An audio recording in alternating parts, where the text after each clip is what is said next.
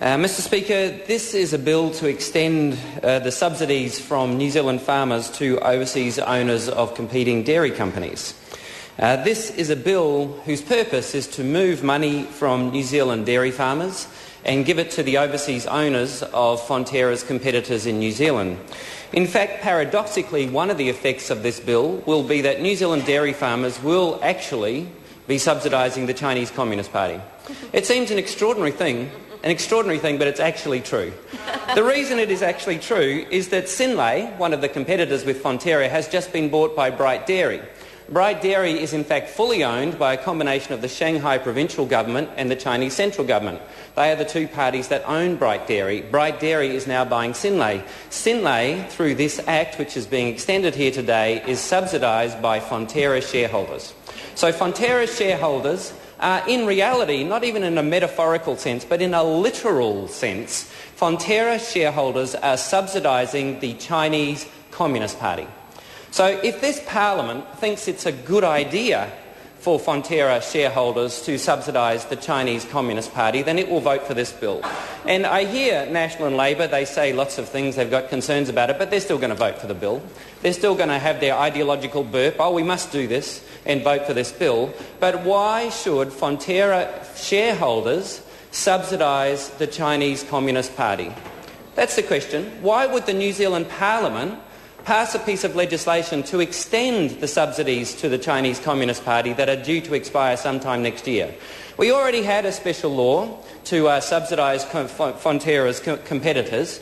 Now that law would expire probably sometime next year once Fonterra's competitors reached a certain size of the market sometime next year. But now we're shifting the goalposts on Fonterra, poor old Fonterra shareholders, and we're saying, well, originally we had this law which said, well, you only had to subsidise your competitors until they reached a certain size. But now we're saying, no, we're shifting the goalposts, and your competitors you have to subsidise them so they become even larger. And you're going to have to continue to subsidise them well into the future, possibly forever, if they don't get large enough. So you're going to have to provide milk at a guaranteed price and on a guaranteed time in your trucks to Fonterra competitors such as Synlait, Open Country Cheese, New Zealand Dairies, all with very significant overseas ownership. In fact, obviously some of them totally overseas owned and controlled. And you're going to have to do that possibly forever. So Fonterra, our most important single company, a cooperative no less, one of the world's great cooperative companies, a producers' cooperative, surely one of the great things we aspire to and demonstrates the fantastic nature of cooperation as opposed to competition. Fonterra, a great New Zealand cooperative, is going to have to subsidise the Chinese Communist Party competitor called Synlait. So Synlait is the competitor to Fonterra in New Zealand, and as a result of this vote tonight, because National Labor are going to vote for this stupid bill, as a result of National Labor voting for this extension of these subsidies, New Zealand dairy farmers who have got together in a cooperative way, which makes a lot of sense, cooperation is a really valuable thing, have got together in a cooperative way and have been so effective at building the New Zealand dairy industry into an international giant. Well, they're going to be punished because we have some ideological position that says, oh, we must subsidise the competitors to Fonterra in New Zealand. These overseas-owned competitors who are trying to buy up New Zealand processing facilities, who are trying to buy up New Zealand dairy land so that they can undercut Fonterra, so that they can slowly take over the New Zealand dairy sector.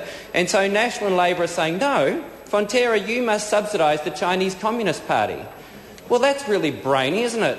The New Zealand Parliament says that Fonterra shareholders have to subsidise the Chinese Communist Party competitor called Synlait, fully owned by the Chinese Communist Party, has to subsidise Synlait in New Zealand.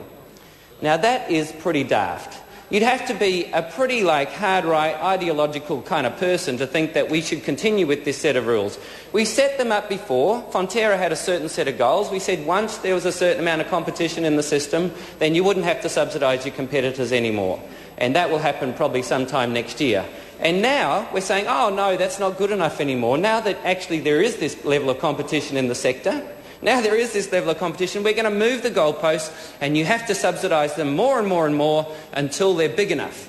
And then when they get big enough, who knows, National Labor might vote for another rule change, because it seems that Fonterra is to be punished forever for being successful. Fonterra and all the dairy farmers who own Fonterra, are producers' cooperatives, are to be further punished for being so successful at building the New Zealand dairy sector. Now, the Green Party thinks this is a stupid idea. The Green Party has our disagreements with Fonterra. The way they treat rivers is terrible, no question about it, and we've put enormous pressure on Fonterra to clean up its act. It would be great if it cleaned up its act. But the idea of a producers' cooperative getting together, presenting one face to the world for the New Zealand dairy sector is a really clever idea. It was invented by a bunch of dairy farmers in New Zealand a long time ago, and they were right. Remember, the dairy farmers were the ones that everyone looked down on. Right? It used to be the sheep farmers were kind of the aristocracy, and those filthy old dairy farmers had to go out at 5 o'clock in the morning and do the milking, and everyone looked down on them. Well, the dairy farmers are the ones who are having the last laugh now, because they got together and formed a cooperative. Unlike the meat industry and the sheep wool industry, they formed a cooperative, and they've been incredibly efficient. So now National and Labor are getting together and saying, well, we can't have that. You've been too successful. You've got to be punished. You've got to be punished for another few years. Now, the Green Party certainly thinks that we want a set of rules in place that actually protects New Zealand producers, particularly the smaller specialist producers, so that they can access milk. But we can establish such a set of rules. We do not have to provide massive subsidies to these foreign-owned competitors to Fonterra in order to make sure that we have adequate milk supplies at an affordable price to New Zealand-owned processors operating in our country. We do not have to have a whole set of special rules that said there have to be massive subsidies running from Fonterra to its overseas-owned competitors. Now, you've got to ask, is this a perversion of the original Dairy Industry Restructuring Act? Now, when it was originally established, nobody imagined that we would have the Chinese Communist Party-owned Synlait undercutting and undermining Fonterra in New Zealand. Nobody imagined that we would have a global land grab that's underway at the moment, whereby countries are seeking to buy up land in other countries. We've seen it particularly from China, which is actively buying up land all over the planet. We've seen it from South Korea and other places. They have an active global land strategy, and it makes perfect sense for China. They also have a strategy of getting access to resources, in particular food and minerals. And so their strategy in New Zealand for the Chinese Communist Party is very simple. They want to get vertical integration from land through processing facilities and export the product back to China in order to guarantee food supply and security in China. And it makes a lot of sense for the Chinese Communist Party to do that. And they're pretty organised, and they're a bit smarter than this Parliament. But they are not acting in New Zealand's best interests.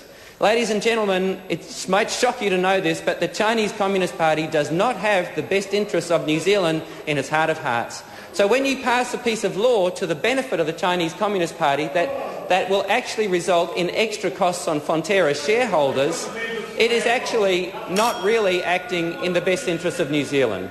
Some would call it a bit of economic treachery. Why we'd pass a law that says Fonterra shareholders have to subsidise the Chinese Communist Party is hard to fathom, because the Chinese Communist Party does not have the best interests of New Zealand at its heart, believe it or not.